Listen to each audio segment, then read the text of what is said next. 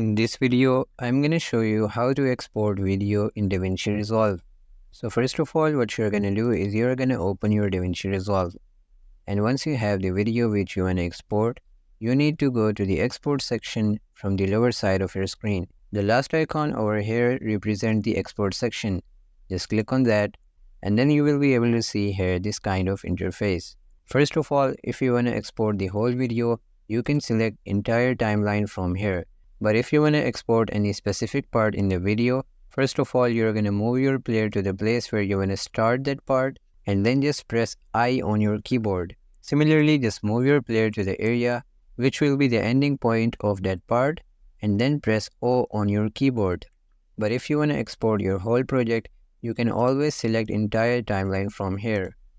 After that, you have the export options on the left side of your screen. First of all, you're going to click on Custom Export. Then you're able to type in here the name of your video. I'm just going to type in video.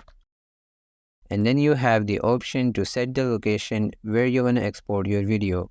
Just click on Browse and then go to any place in your computer and then click on Save. And if you scroll down more, you have the settings for quality of your video. You have the format of video, you have resolution, and you also have frame rate. Once you are done with the settings of your video, you can click on Add to Render Queue. Then if you see at the right side of your screen, you will be able to see here your video.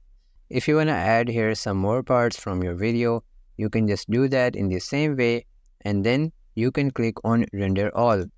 Then your video will be exported to the location which you selected.